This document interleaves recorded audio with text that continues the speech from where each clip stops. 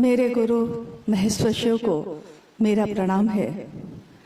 इस कालखंड के प्रथम शिव के शिष्य और हम सबों के परम आदरणीय वरेण्य गुरु भ्राता साहब श्री के चरणों में मेरा प्रणाम है। शक्ति स्वरूपा माँ नीलम आनंद जी के चरणों में मेरा प्रणाम है और झारसुगड़ा के इस मैदान में इस स्थान पे उपस्थित सभी गुरु भाई गुरु बहन के चरणों में मेरा प्रणाम है।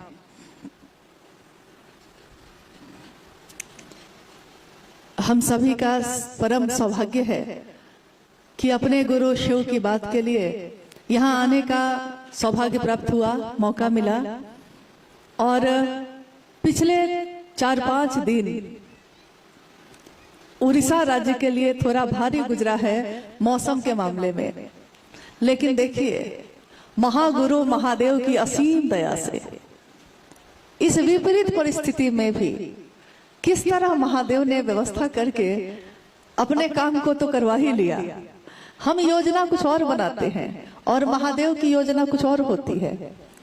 तो जहां जहां जाने का पिछले 4 दिन में नहीं सोचा, उन सभी जगहों पे जाने का मौका अचानक ही मिल गया और मन ये समझा कि शायद ये यात्रा, ये जगह जगह गुरु भाई गुरु बहनों से मिलना आने वाले समय में महादेव के काम को और विस्तार देने में मददगार साबित होगा। जो साहब ने चाहा, जो दीदी माँ ने चाहा।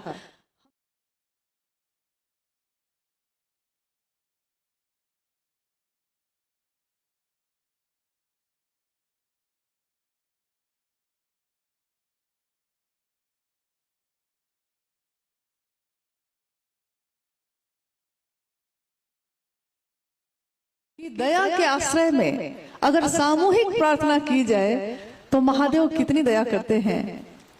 अभी का समय जहां हम आप बैठे हैं इसका उदाहरण है। उन्हीं की दया से कोई बोल पाता है, कोई सुन पाता है, कोई उनके लिए कुछ कर पाता है। नहीं तो महादेव के लिए हम आप कुछ करें ये सामान्य बात नहीं है। महादेव दुनिया के लिए करते हैं, लेकिन दुनिया के लोग महादेव के लिए कर रहे हैं, ये असाधारण बात है। हमारी बिसात नहीं, हमारी क्षमता नहीं है, हम में योग्यता नहीं है, लेकिन तब भी अपने गुरु शिव के लिए गुरु ने इतना सामर्थ्यवान बनाया है कि आप ही हम ही जो कर रहे हैं उसके द्वारा जितना भर जरूरत है उतना काम हो जा रहा है। इसी झारसुगड़ा में आज से 12-13 वर्ष पूर्व हमारे वरेण्य गुरु भ्राता साहब श्री का आगमन हुआ। उस समय भी जो गुरु भाई गुरु बहन उस आयोजन में सम्मिलित थे, उसमें से मुझको लगता है कि कुछ लोग तो आज भी उपस्थित हैं यहाँ। और कितना सौभाग्य है कि धरती के लोग जिसको चाहते रहे कि वो काश उनको मिल पाते, काश वो मेरे यहाँ आ पाते, उड़ीसा की धरती ने इस सौभाग्य को बार बार लिया है। और यहाँ के गुरु बहनों और गुरु भाइयों ने मिलकर न्यूनतम व्यवस्था में, न्यूनतम यानी बहुत बड़ी बड़ी व्यवस्था नहीं थी, निर्बल सामर्थ्य में, सामर्थ्य भी ज्यादा नहीं था, लेकिन महादेव की दया से गांव गांव, जंगल जंगल, पहाड़ पहाड़, शहर शहर महादेव का संदेश पहुंचाने का काम किया है। हम शिव शिष्यों का हृदय उन सभी को नमन करता है जिन्होंने साहब श्री हरिंद्रानंद जी के इस संकल्प को, इस संदेश को लोगों तक पहुंचाने में अपनी भूमिका प्रदान की है, अपनी सहभागिता दी है। और उनकी ये सहभागिता इतिहास जब बनेगा शिव शिष्यता का, उसमें सुनहरे अक्षरों में दर्ज होगा। दुनिया जब पढ़ेगी शिव शिष्यता कैसे आई, इस कालखंड में किसने लाने का काम किया, किसने बढ़ाया, तो उसमें उन बातों का जिक्र होगा या शायद ना होगा। शायद बहुत लोगों को लोग जानेंगे भी नहीं, लेकिन इमारत जो खड़ी होगी शिव शिष्यता की, उसके नींव के पत्थर यही लोग हैं और रहेंगे। आज इस कार्यक्रम का, जिसका आयोजन बहुत असंख्य लोगों ने मिलकर किया, इस आयोजन का एक ही उद्देश्य है कि मेरे गुरु शिव हैं और आपके भी हो सकते हैं। साहब हरिंद्रानंद जी का ये संदेश लेकर जगह जगह हम लोग जाते रहते हैं, जिस तरह आप जाते हैं। सबसे पहले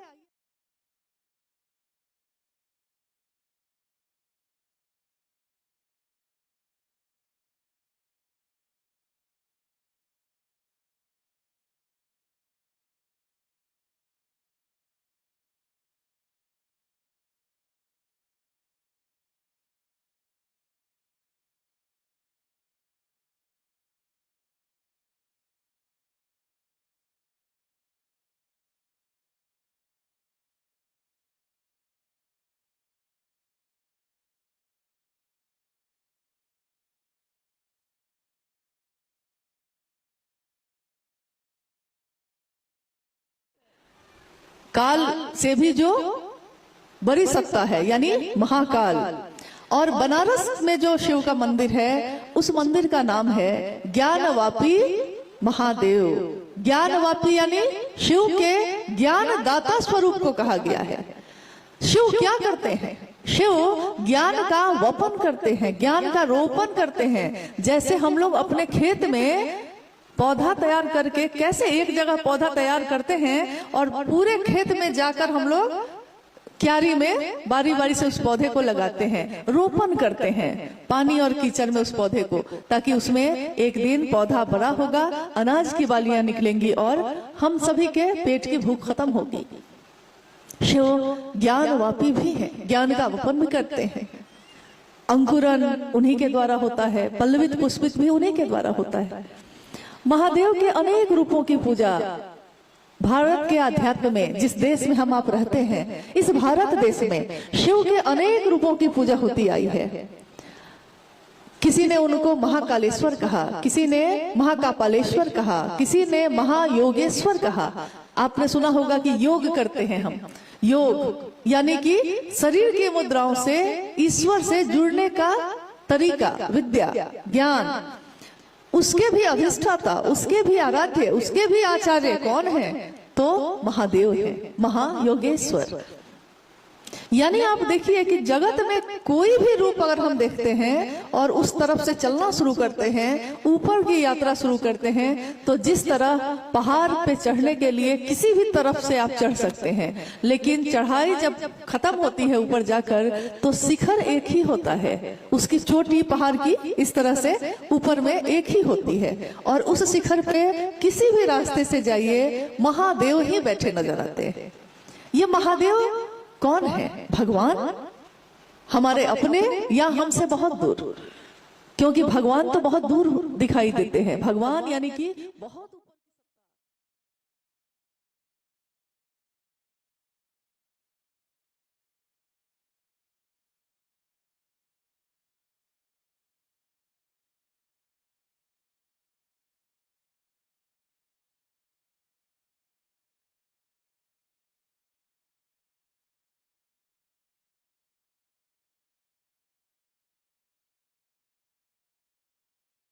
कभी आपने सुना है कि महादेव का दास है कोई? क्योंकि महादेव की शिष्यता दास भाव पैदा नहीं करती है कि हम गुलाम हैं, हम आपके अनुचर हैं। नहीं, महादेव हमारे आपके मन में एक ऐसा आवेश पैदा करते हैं, ऐश्वर्य भाव पैदा करते हैं। ऐश्वर्य का मतलब होता है, हम लोग समझते हैं कि जो दुनिया में महल हो, गाड़ियां हो, बहुत संपत्ति हो। नहीं, महादेव मन में ऐश्वर्य पैदा करते हैं। यानी हो सकता है हमारे जीवन में ये चीजें नहीं हो सकता है मेरी छोटी सी झोपड़ी हो या बहुत न्यूनतम व्यवस्था में हम रहते हो, लेकिन हमारा मन इतना बुलंद होता है, इतना बुलंद होता है और समझ जाता है कि इन चीजों में कुछ भी रखा नहीं है। जिस तरह कहीं की यात्रा पे आप जाइए और एक दिन की यात्रा में कितनी भी सुंदर चीज हो, आपके मन को आकर्षित नहीं करती, अपना नहीं लगता, वो लगता है कि लौट के जाएंगे तो वो झोपड़ी ही मेरी अपनी है, सुंदर है बहुत, लेकिन मेरा नहीं है। तो जब मेरा नहीं है तो हम उसकी परवाह नहीं करते, उसको अपना नहीं समझते। साहब हरिंदर जी ने कहा वो शिव भगवान है, लेकिन वो भगवान भक्त बनकर अगर कोई जाता है तो बहुत कष्ट है, बहुत कठिन है उस मार्ग पे चलना। भक्त बनना आसान नहीं है। भक्त बनने के लिए पहले भाव पैदा करना पड़ता है, फिर प्रेम पैदा करना पड़ता है, फिर प्रेम से भक्ति में जाना पड़ता है, और भक्ति में भी जब ऊपर जाते हैं तब कहीं जाकर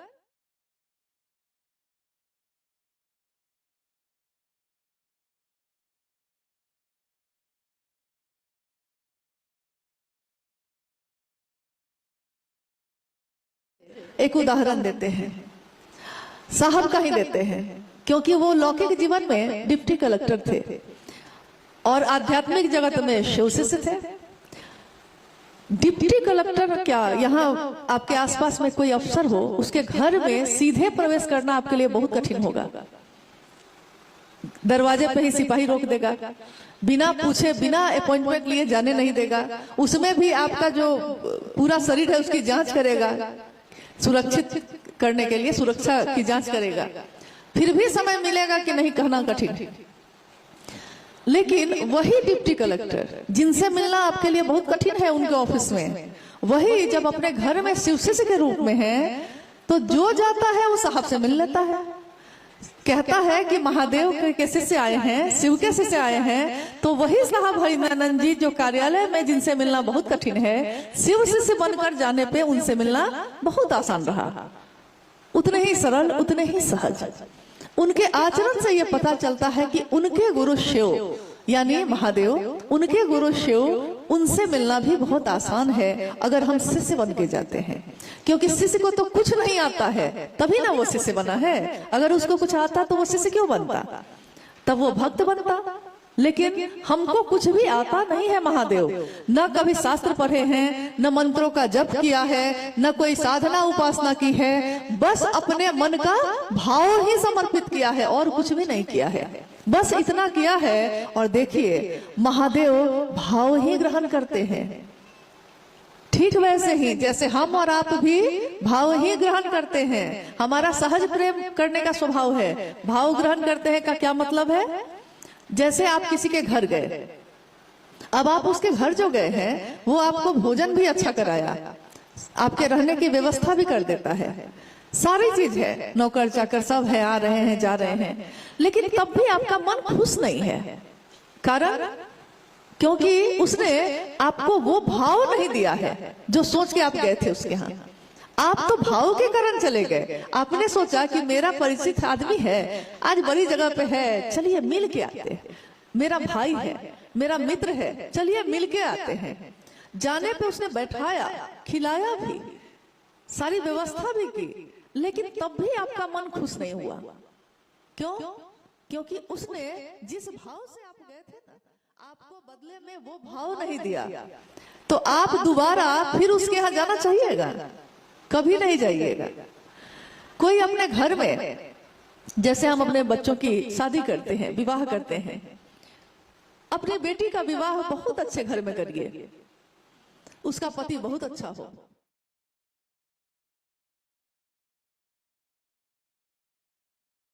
जाते हैं तो आप देखते हैं कि बेटी की आंखों में आंसू है। आप पूछते हैं कि सब कुछ तो है तुम्हारे पास, आंखों में आंसू क्यों है, रो क्यों रही हो बेटी? और वो बेटी कहती है कि पति जो है सब कुछ तो देता है माँ, लेकिन पति का भाव नहीं दे रहा। मैं पत्नी हूं ना, पति का भाव नहीं देता है। क्या वो बेटी आपकी कभी भी खुश हो पाती है? नहीं। तो जीवन में, हमारे जीवन में प्रतिदिन ये चीजें घटती हैं। जब हम देखते हैं कि अगर भाव ना हो तो बाकी सारी चीजें व्यर्थ है, किसी काम की नहीं आती। लेकिन अगर भाव हो तो वही देखिए, वही पति और पत्नी का रिश्ता है, भाव है पति का पत्नी का, और पूरी तरह वो बर्बाद हो गया है, रोड पे आ गया, सड़क पे आ गया है, और पत्नी नमक और रोटी खिला रही है और पति से कह रही है कि तेरा साथ है तो मुझे क्या कमी है, अंधेरों में भी जल रही रोशनी है, मुझे झोपड़ी भी महल लग रही है, तेरा साथ है, यानी पति का भाव। तो देखिए हर रिश्ते में भाव ना हो तो वो रिश्ता सो जाता है, भाव ना हो तो कोई रिजल्ट नहीं है, कोई परिणाम नहीं है, कोई आनंद नहीं, कोई खुशी नहीं, कोई शांति नहीं। बस इतना ही भर समझिए कि बस यही बात साहब ने कही कि ये महादेव हैं, इनका एक रूप है जगत गुरु का। गुरु भाव है, शिष्य भाव देना है। गुरु भाव तो है ही, हम शिष्य भाव जो देना चाहिए हमको, सब कुछ तो हम करते हैं महादेव के लिए। पूजा पद्धति में हम सब कुछ करते हैं। उपवास करते हैं कि नहीं? सावन में सोमवार को उपवास तो करते हैं, महाशिवरात्रि में उपवास करते हैं, पूजा भी करते हैं, जल चढ़ाते हैं, बेलपत्र चढ़ाते हैं, मिठाइयां चढ़ाते हैं, फल चढ़ाते हैं, सारे कर्मकांड करते हैं। ठीक वैसे ही जैसे आयोजन तो सारा है, लेकिन उसमें महादेव के लिए महादेव को कर रहे हैं, इसका भाव नहीं है। भाव है किस बात का? कि मेरे बेटा को ये हो जाए, मेरे पति को ये हो जाए।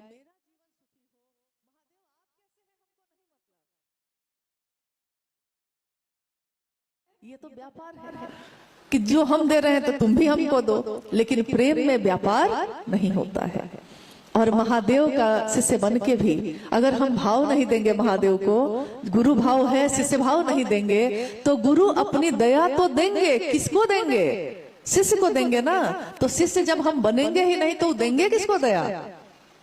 और अगर शिव की दया मिल जाए तो कहा गया है कि कीम न सिद्धते भूतले, इस भूतल पे, इस धरती पे क्या ऐसा है जो आप चाहिएगा और महादेव की दया से वो नहीं मिलेगा। छोटी सिद्धियां सिद्ध की जाती हैं, मतलब उसके लिए लोग प्रयास करते हैं, और बड़ी सिद्धियां यानी शिव की शिष्यता सीधे दे दी जाती है। तो एक तो हम लोग के नजर में ये है कि शिव की शिष्यता की बात तो चल रही है, हमारे गुरु शिव हैं ये हम कह तो रहे हैं, लेकिन महादेव के लिए महादेव से दया नहीं मांगते, महादेव की बात कर सके इसके लिए दया नहीं मांगते, महादेव को प्रणाम हो जाए इसके लिए प्रणाम नहीं करते। तो कारण ये हो जाता है सालों साल बाद भी हम कहते हैं कि महादेव की दया नहीं हुई। दया मतलब हम समझते ही नहीं कि हमको दया का मतलब क्या होता है, क्या मिल जाना चाहिए। शिव की शिष्यता जागरण है व्यक्ति के आध्यात्मिक और मानसिक तल का। आज 27 अक्टूबर है, आज से 3 दिन के बाद दीपावली है ना, 31 अक्टूबर को। अभी आपने सुना भाई सोमेंद्र जी बता रहे थे साहब के बारे में, तो उन्होंने कहा कि 31 अक्टूबर 1948 को साहब श्री का जन्म इस धरती पे हुआ है और उस दिन भी दीपावली मनी थी। क्या सुखद संयोग है कि इस बार की दीपावली भी 31 अक्टूबर को है और दीपावली का दिन है और दिए जलेंगे। साहब ने कहा एक बार, शिव की शिष्यता यानी आध्यात्म पे चलने का रास्ता है ये। हम दिया जलाते हैं ना तो उसमें रोशनी होती है, कहीं भी दीपावली के दिन हम जब दिया जलाएंगे तो उसमें रोशनी होगी, धरती रोशन होगी। एक बार हंसी में साहब ने कहा कि एक बार ऐसा हुआ कि अंधेरे ने सूरज की शिकायत कर दी भगवान से। अंधेरे ने भगवान के पास जाके कहा कि ये जो आपका सूरज है ना, सूरज जो उगता है तो रोशनी हो जाती है, ये सूरज मेरा पीछा करता है और मेरा पीछा करता है, इसके कारण जब ये आ जाता है तो मुझको भागना पड़ता है। तो भगवान ने बुलाया सूरज को और पूछा कि क्यों इसका पीछा करते हो? सूरज ने कहा यानी रोशनी ने कहा कि मुझको तो इससे भेंट ही नहीं है कभी, मैं इसका पीछा क्यों करूंगा? तो संदेश ये है कि जहां रोशनी आती है वहां अंधेरा अपने आप खत्म हो जाता है। दिन की रोशनी है बाहर, धूप खिली हुई है और आप अपने घर के दरवाजे और खिड़की को बंद कर लीजिए, अंदर का पर्दा फैला दीजिए और देखिए कि घर में अंधेरा हो जाता है। यानी अंधेरा तो है ही, रोशनी को लाना पड़ता है। पर्दा हटाइएगा फिर से कमरा रोशन हो जाता है, यानी रोशनी को लाना होता है। गुरु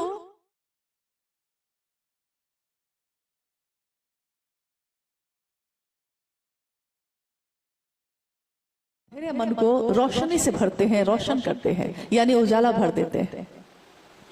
महादेव की शिष्यता भी ऐसी ही है, हमारे अंधेरे जीवन को कितना रोशन करती है। जैसे जैसे हम इसमें जाते हैं वैसे वैसे हमारा मन अनुभव करता है। एक गुरुवान गा रही थी, दो पंक्ति उन्होंने गाई कि हम कहाँ भटक रहे थे, कहाँ आ गए, और अगर साहब आप न मिलते, अगर आपने साहब ने महादेव का रास्ता नहीं दिखाया होता तो हमको तो किनारे की लहर ही डुबो देती, अंदर जाने की जरूरत नहीं थी। समंदर के किनारे जाइए और कभी कभी लहर ही खींच के लेके चली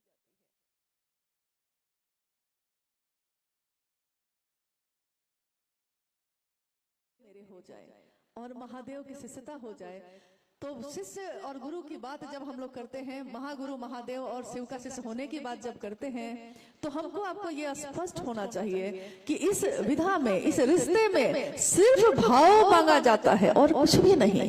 कोई कर्मकांड नहीं होते शिव शिष्यों में, शिव चर्चाओं में कहीं भी कोई कर्मकांड नहीं किया जाता। वहां सिर्फ मन का भाव शामिल किया जाता है और कुछ भी नहीं। तो इसीलिए शिव चर्चाओं में आपने देखा होगा कि हम लोग तस्वीर भी नहीं लगाते। अगर लगाते भी हैं तो शिव की साकार जो प्रतिमा है, साकार चित्र है, अगर कोई लगाता है तो लगाता है, नहीं लगाता तो नहीं लगाता। क्योंकि शिव की चर्चा तो आप सड़क पे भी करते हैं, शिव की चर्चा तो अपने घर में भी करते हैं, और शिव की चर्चा तो मंदिर के चबूतरे पे भी करते हैं। तो हम कहाँ कहाँ तस्वीर ले जाएंगे? हर जगह जहाँ लगी है तो ठीक, न लगी है तब भी ठीक। बात करते हैं हम, और बात क्या करते हैं? जितना भर समझ में आता है उतना भर करते हैं, जितना हम कह सकते हैं उतना भर करते हैं। बात बाकी तो महादेव गुरु हैं, धीरे धीरे ज्ञान देने की जिम्मेदारी वही वहन करते हैं, वही लेकर चलते हैं। आइए इस शिव गुरु महोत्सव में अगर कुछ जिज्ञासा आई है तो हम लोग उन जिज्ञासाओं पे भी बात करें। क्योंकि हम लोग जो काम करते हैं, कोई भी काम अपने जीवन में करते हैं, बिना उसको समझे अगर करेंगे तो उसका वो परिणाम नहीं आता जो परिणाम आना चाहिए। और देखिए, भाव की बात अभी हम लोग कर रहे थे, परिणाम की बात कर रहे हैं। रोज आपके घर में भोजन बनता है कि नहीं? प्रतिदिन बनता है, सुबह दोपहर रात हम भोजन बनाते हैं कि नहीं? बनाते ही है। किसी किसी दिन भोजन में बहुत स्वाद होता है, और आप पूछते हैं जो भोजन बनाया है उससे कि आज क्या बात है, लगता है बहुत भाव से बनाई हो, आज के भोजन में बहुत स्वाद है। तो पता चलता है कि या तो उनका भाई आया है या उनका कोई प्रिय व्यक्ति आया है। तो जब प्रिय, मन को प्रिय लगने वाला आता है तो भोजन तो वही है, लेकिन उस भोजन को बनाने में भाव मन का शामिल हो गया तो देखिए भोजन में भी परिणाम है, पानी में भी परिणाम है, प्रणाम में भी परिणाम है। क्योंकि प्रणाम तो हम लोग हजारों लोग को करते हैं, लेकिन किसी किसी को मन से करते हैं। अमूमन लोगों को शिष्टाचार वश करते हैं। मिल गए हैं तो काका प्रणाम, चाचा जी प्रणाम, भैया प्रणाम, मिल गए हैं तो कर लिए। लेकिन अभी के समय में देखिएगा कि ये संस्कार भी बहुत कम हो गए हैं। जल्दी बच्चों को कहना पड़ता है अब कि अरे बड़े हैं प्रणाम करो, फिर भी बच्चा खड़ा है, फिर कहते हैं अरे करो, तब वो जाके कहीं करता है। उसमें भी चरण स्पर्श नहीं करता, ऊपर ऊपर से ही प्रणाम करके काम चला लेता है। मतलब लोग कहते हैं ना कि मोबाइल में आपके ब्लूटूथ है ना, उसी तरह का प्रणाम भी हो गया है। तो प्रणाम मन से ही नहीं हुआ तो उस प्रणाम का कोई अर्थ नहीं है। आइए हम लोग कुछ जिज्ञासाओं पे बात कर लेते हैं।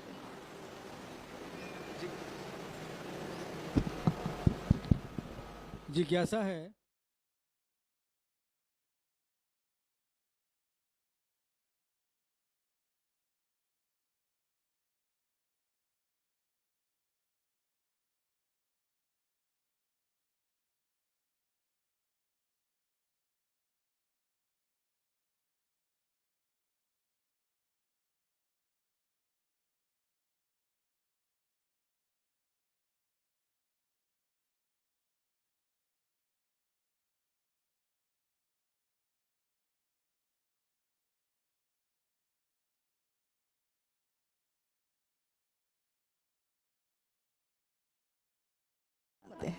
गुरु शक्ति तो देते ही हैं, लेकिन शक्ति को संभालने का ज्ञान भी देते हैं।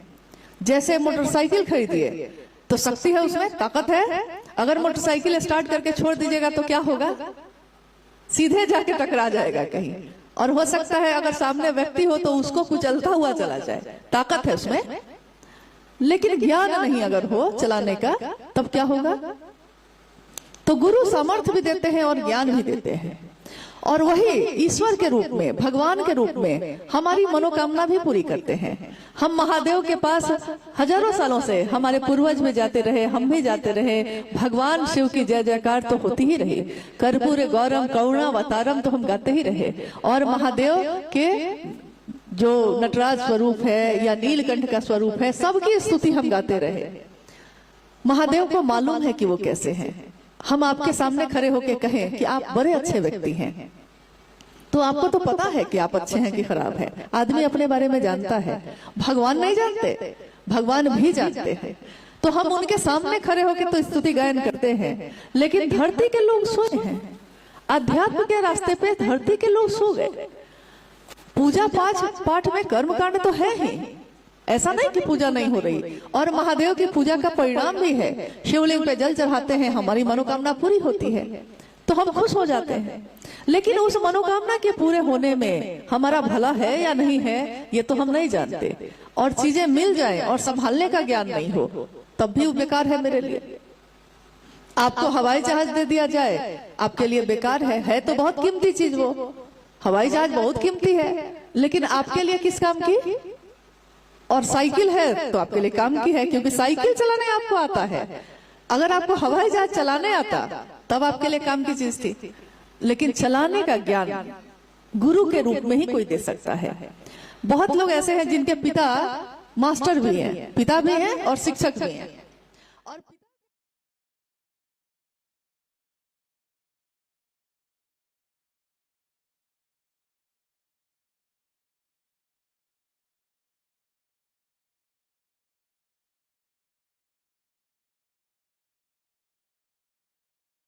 में जब मिलते हैं तो वो कहता है मास्टर साहब प्रणाम, और जैसे सारे विद्यार्थी बैठ के पढ़ते हैं मास्टर साहब का बेटा भी शिष्य बन के ही बैठ के पढ़ता है, नहीं तो वो ज्ञान ले नहीं सकेगा। तो ज्ञान एक ऐसी चीज है जिसके लिए शिष्य बन के ही जाना पड़ेगा। और क्योंकि सिर्फ जगत गुरु शिव ही गुरु का काम करते हैं, तो जो गुरु का काम करते हैं हम उन्हीं के पास ना जाएंगे। यहाँ के एसपी साहब बहुत ज्ञानी होंगे लेकिन वो मास्टर नहीं है, तो हम पढ़ने के लिए कहाँ जाते हैं? हम पढ़ने के लिए तो मास्टर के पास जाते हैं। और गुरुओं के गुरु, सदगुरुओं के गुरु महेश्वर शिव स्वयं गुरु हैं। तो जगत के लोग चाहे किसी भी जाति, किसी भी धर्म, किसी भी वर्ण, किसी भी संप्रदाय के हों, लेकिन जगत गुरु शिव को अपना गुरु बना सकते हैं। उसके लिए कोई नियम नहीं, कोई वर्जना नहीं रखी गई है। सिर्फ ये विचार, हे शिव आप मेरे गुरु हैं, मैं आपका शिष्य हूँ, मुझ शिष्य पर दया कर दीजिए। बस ये विचार ही आपके मन में शिव की शिष्यता का बिया या दीक्षा आप कह लीजिए कि दीक्षा हम कैसे लेते हैं, हमारे मन में इस विचार का प्रवेश होना ही शिव शिष्यता की दीक्षा है। और जब दीक्षा होती है तो गुरु दक्षिणा भी दी जाती है। यानी गुरु के लिए हम क्या करते हैं? तो महादेव के लिए भगवान के रूप में तो हम बहुत चीजें चाहते रहते हैं, लेकिन गुरु को हम क्या देंगे? क्योंकि वो तो ईश्वर भी है, तो हम कुछ भी देंगे तो उन्हीं का सामान उन्हीं को देंगे। क्या दे सकते हैं? आपने देखा होगा हमारे आपके बच्चे बाहर पढ़ने के लिए जाते हैं, जैसे झारसुगुड़ा में आप रहते हैं, संबलपुर में रहते हैं, तो किसी का बच्चा दिल्ली जाता है पढ़ने के लिए, कोई रांची जाता है, कोई राउरकेला में रह के पढ़ता है, जाता है ना। बच्चे के पास अपना पैसा नहीं होता, क्योंकि अभी तो वो अपने माँ बाप पे निर्भर है। तो बच्चा के पास अभी कमाता तो नहीं है, उसके पास पैसा कहाँ से आएगा? तो जो माँ बाप देते हैं वही पैसा से ना वो वहां पढ़ता है, खाना खाता है, रूम लेके रहता है। जब वो छुट्टी में अपने घर आता है तो माँ को कहता है कि माँ तुम्हारे लिए एक साड़ी लेकर आए हैं, पिताजी आपके लिए एक चादर लेके आए हैं। पिता को भी मालूम है, माँ को भी मालूम है कि इसके पास तो पैसा था नहीं, कहाँ से लाया? यानी हम जो दिए थे इसको खर्च करने के लिए उसी में से ना बचाया होगा, और बचाकर मेरा बच्चा मेरे लिए लाया। दिया हुआ तो मेरा ही है, लेकिन मुझको याद रखा और मेरे लिए लेके आया। ये भाव जो होता है, याद रखा, भूला नहीं मुझको, ये भाव उसकी माँ की आंखों में आंसू ले आता है, उसके पिता की आंखें भींग जाती है कि मेरा बच्चा भूला नहीं हमको। यही बात है कि महादेव तो ईश्वर है, हम धरती पे आए, ये दुनिया महादेव की है, लेकिन इस दुनिया में, जिस दुनिया में हम रहते हैं, महादेव की दुनिया में हम आप रहते हैं, लेकिन हमारी जो छोटी छोटी दुनिया है उसमें महादेव नहीं रहते। उसमें मेरे पति रहते हैं, मेरे बच्चे रहते हैं, मेरे माँ बाप रहते हैं, लेकिन क्या महादेव भी रहते हैं? महादेव की दुनिया में तो हम रहते हैं। तो ये भाव जग जाए, ये गुरु के बिना नहीं हो सकता। गुरु कभी शब्द से, कभी अपनी वाणी से, कभी साधना उपासना से, और कभी मात्र दया से शिव के लिए आवेश पैदा करते हैं शिष्य के मन में।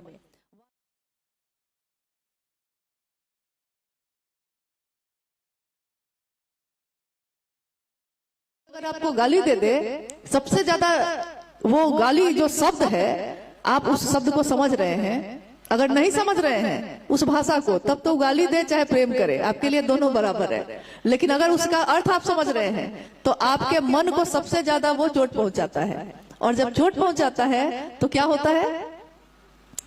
शब्द की मार आप भूल नहीं पाए, उसने मुझको गाली दी, आप भूल नहीं पाए। और किसी ने शब्द ही तो कहा है आपको कि हम तुमको बहुत प्यार करते हैं, ये भी तो शब्द ही है। हम आपका बहुत आदर करते हैं, ये भी एक शब्द है। तुम तो मेरे भाई हो, ये भी एक शब्द है। लेकिन देखिए, ये शब्द मन को भाव विभोर कर देता है। तो शब्द की मार से महादेव अपने शिष्य में गुरु के लिए आवेश पैदा करते हैं। इसीलिए भगवान के रूप में तो वो देते ही हैं, लेकिन अगर गुरु ना मानेंगे तो गुरु जीवन जीने की कला सिखाते हैं। वो कला हम सीखेंगे कैसे? और क्यों ना माने, जब सबसे सुंदर गुरु मिल रहा हो और उसके लिए आपको कुछ करना भी नहीं पड़ता, बस मन में ही तो सोचते हैं, मन में ही तो दया मांगते हैं। तो इसमें दिक्कत क्या है? इसके अलावा तो शिव शिष्टता में और कुछ नहीं कहा जाता। 3 सूत्र के अलावा किसी ने आपको कुछ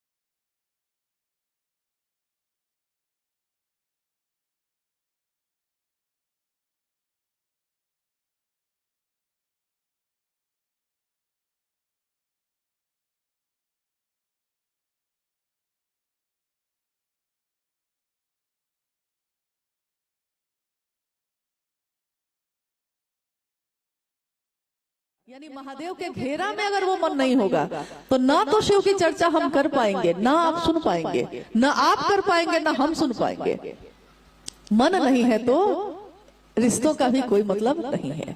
और प्रणाम भी हम मन से ही करते हैं। तो देखिए, तीनों सूत्रों में मन ही साधन है। इसके अलावा शिव शिष्टता में करने के लिए कुछ भी नहीं कहा जाता।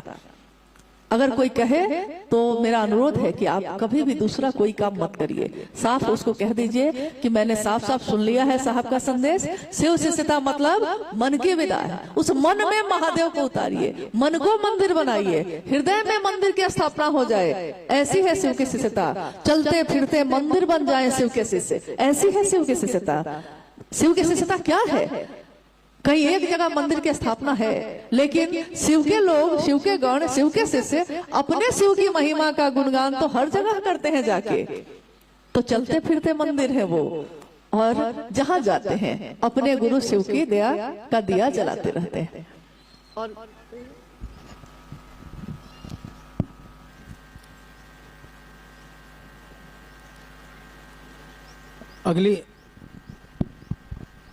अगली जिज्ञासा है कि माला जप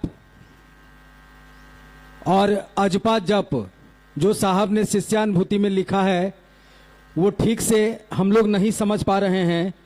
ये दोनों क्या चीज है, दोनों में क्या अंतर है, कृपया समझाया जाए। जिज्ञासा आपने सुनी? माला पे जप करना और अजपा जप यानी कि सांस पे जप करना, इन दोनों में क्या अंतर है और दोनों के क्या परिणाम है? तो साहब ने बहुत बार बताया भी है और आज भी हम लोग उसी व्याख्या को, उसी बात को दोहराने की कोशिश करते हैं।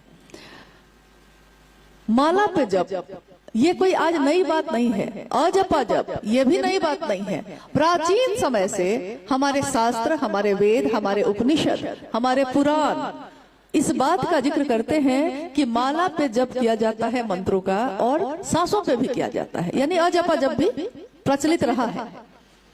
माला पे जप करना यानी जिस देवी देवता के सानिध्य में आप हैं तो अलग अलग तरह की माला होती है। कभी रुद्राक्ष की भी कोई करता है, कोई कमल गट्टे पे करता है, कोई तुलसी की माला से करता है। अलग अलग तरीके हैं जप करने के। इसमें स्पष्ट है कि 24 घंटे में एक बार शिव के शिष्य जब उनको सुविधा हो, जब समय हो, अपने लौकिक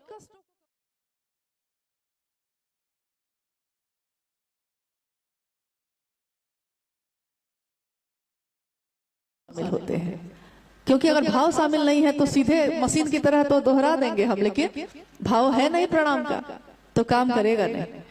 मंत्रानुक्रम से माला पे जो जप होता है वो कैसे होगा? मंत्रानुक्रम। इसका अर्थ होता है कि मंत्र एक के बाद एक बार मंत्र बोले, फिर दूसरी बार बोले, फिर तीसरी बार, फिर चौथी बार, फिर पांचवी बार, और करते करते 108 बार। इसका सांसों से कुछ लेना देना नहीं है। मन में महादेव के लिए भाव लाइए प्रणाम का, एक दाना आगे बढ़ाया आपने, और नमः शिवाय मंत्र का प्रयोग आप कर सकते हैं इसके लिए। नमः शिवाय प्रणाम जो है, नमः शिवाय मंत्र से प्रणाम शिव के समग्र स्वरूप को प्रणाम निवेदित करता है। गुरु को तो करता ही है, गुरु के साथ साथ महादेव के जितने रूप हैं समग्र संपूर्ण रूप को प्रणाम करता है। तो पंचाक्षर मंत्र बहुत सदियों से चलता आया है और इसके परिणाम हैं 24 घंटे में एक बार अगर आप ये कर लेते हैं तो। अब आपने कहा कि सांसों पे चढ़ाते हैं, जैसे बहुत लोग क्या करते हैं कि एक दाना बढ़ाए, एक बार सांस लिए, एक बार छोड़े, ये भी दोनों को मिला देते हैं। माला जप और अजपा जप दोनों को मिला देते हैं। तो होता यह है कि जैसे दो नाव पे एक साथ सवारी आप कर रहे हैं, दो नाव चल रही है, एक इस पे है पैर और एक इस पे है, तो क्या होगा? पानी में गिर जाएंगे, कोई नाव काम नहीं करेगा। तो दोनों को एक साथ नहीं किया जाता, उसको मंत्रानुक्रम से करना है। 108 बार, जितनी बार आपका मन शांत है अपना कर लीजिए, जब आपको समय है। इसके लिए समय निर्धारित नहीं है। कहीं कहीं लोग समझा देते हैं कि 4 बजे सुबह में करना चाहिए। जी नहीं, ऐसा कुछ भी नहीं है। यहाँ तक कि शिव पुराण की वायवीय संहिता में भी लिखा है कि जब सारा संसार धर्म से विमुख हो जाएगा और गुरु और शिष्य परंपरा भी जाती रहेगी, संसार के जगत के लोगों के लिए एकमात्र मंत्र बचेगा नमः शिवाय।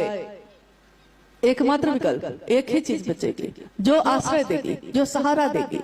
और साहब कहते हैं कि शिव की शिष्यता और शिव को प्रणाम करना आपके मन को अतुलनीय शांति प्रदान करता है। अतुलनीय मतलब एक होता है कि हम आपको कहें कि सब कोई एकदम चुप हो जाइए, तो आप लोग सब कोई चुप हो जाइएगा, तो क्या होगा? सन्नाटा हो जाएगा। सन्नाटा तो हो जाएगा, आवाज नहीं हो रही है कहीं, लेकिन क्या सारे लोगों का मन भी शांत हो गया है? मुंह तो बंद हो जाएगा, सन्नाटा हो जाएगा, लेकिन मन तो शांत नहीं होगा। यानी मन में शांति तो नहीं होगी। सन्नाटा लाया जा सकता है, लेकिन आंतरिक शांति, मन की शांति सिर्फ शिव की दया के आश्रय में ही है। तो ये विधा 24 घंटे में एक बार आप मंत्रानुक्रम से कर सकते हैं।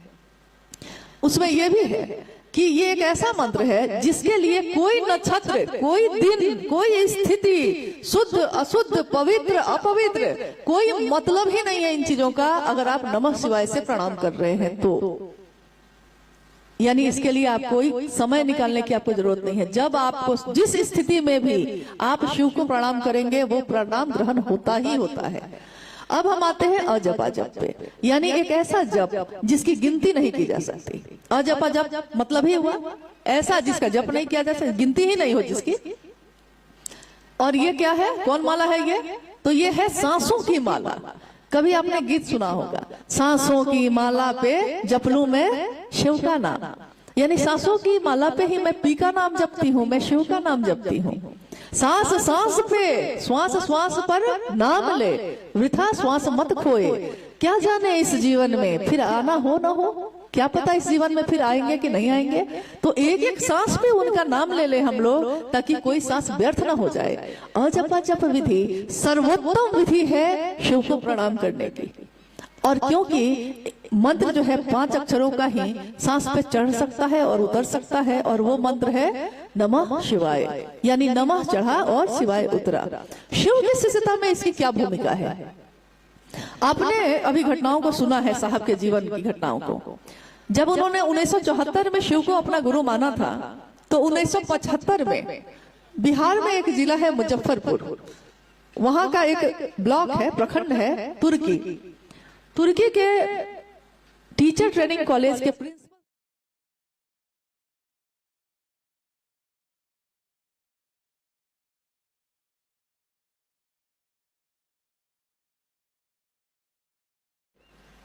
और उसी समय उन्होंने शिव को गुरु भी माना था।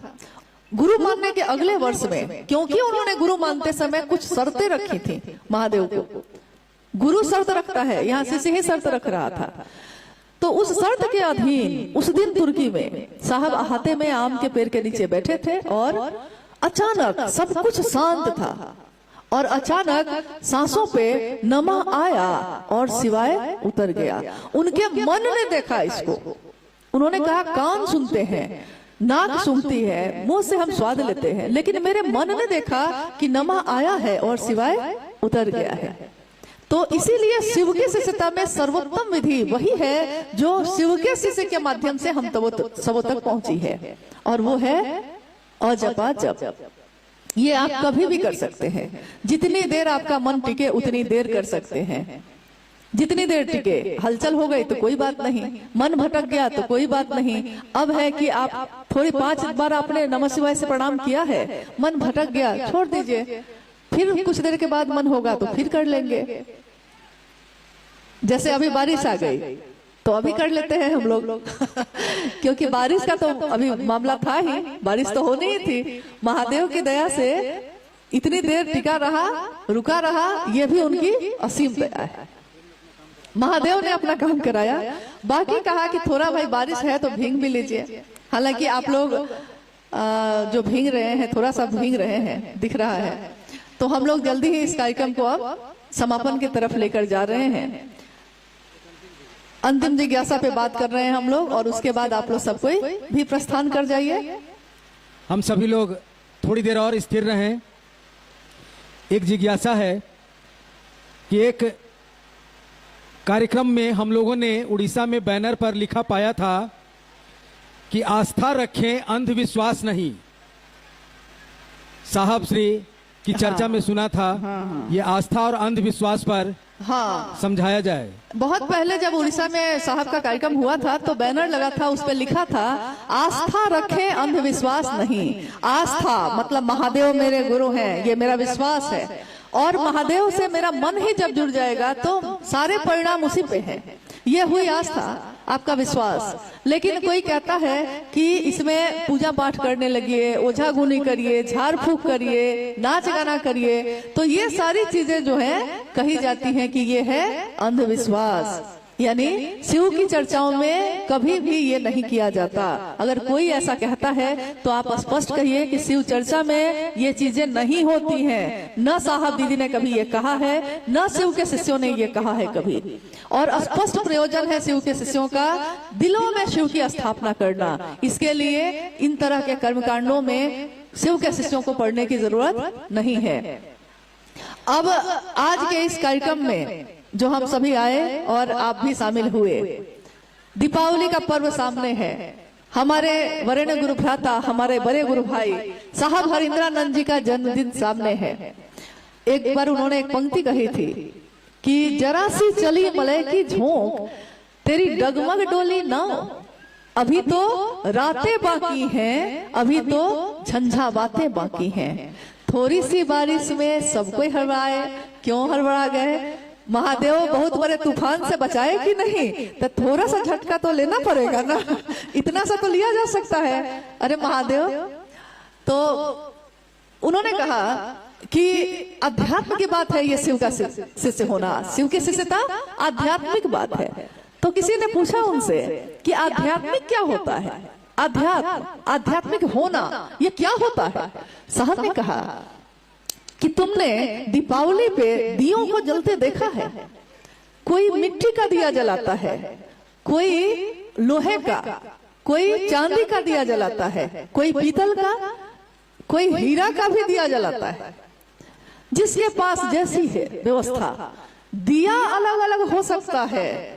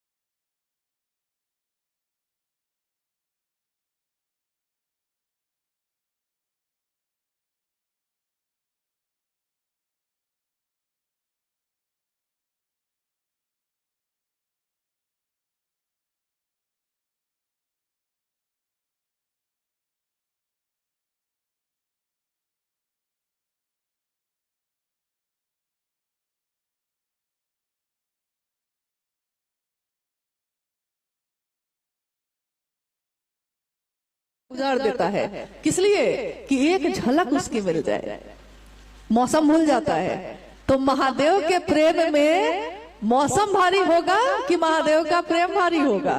क्या भारी होगा? और गुरु वही जो मन पे भारी हो। महादेव हमारे